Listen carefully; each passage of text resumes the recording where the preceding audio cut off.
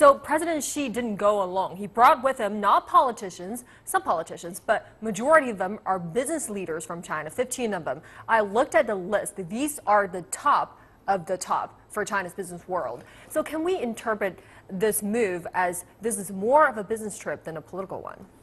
I think it's a combination of both political, diplomatic, and also economic ties that President Xi is trying to build. And there has been a lot of anticipation and expectation over his visit from the business circle. As a matter of fact, a week ago I was in Washington and also in Los Angeles, and we shared many views, and it has been highly positive.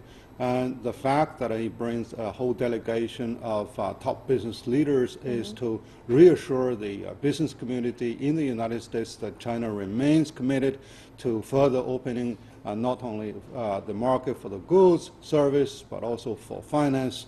And in the meantime, as China is also engaged in the changing over of its growth pattern, and it is there to seek more opportunities for the United States business to participate in upgrading Chinese industrial structure and also to share the common prosperity the business can create. This is a very significant time as well.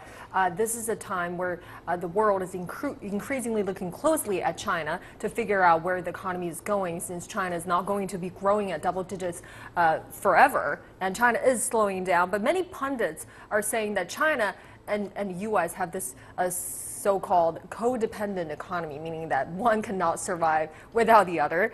And do you agree with that? That's one question. And also, in what area can we strive for this so-called win-win arrangement? So we're not really competitors. We really intertwined, and we need to move forward together. I think the key word is really codependent or interdependence, and there has never been in history that we have been so much so interdependent on each other in terms of the value chain, where China is making efforts to move to the mid or upper stream of the value chain. The United States enjoys the unique advantage of the cutting-edge technology and many of those practical technologies.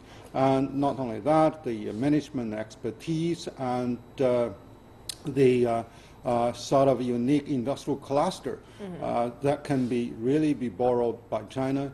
And in the meantime, I think China is also aggressively looking for more investment opportunities. So the bilateral investment treaty that is under heavy discussion is there to welcome more of the investment interchanges between China and the United States. And right now, yes, China is under downward pressure, but we still have the strongest growth as compared with the rest of the world. By far. And the United States is quickly picking up with almost full employment. So, you know, two biggest economies with most dynamic growth pattern. So that's something that do not only contribute to the growth of both countries, but also to the world economic growth. That's right, and it's extraordinary to watch how the bilateral relationship grew from just $7 billion back in the 1970s to today, $592 billion. That's right. Extraordinary. Thank you very much for your insights.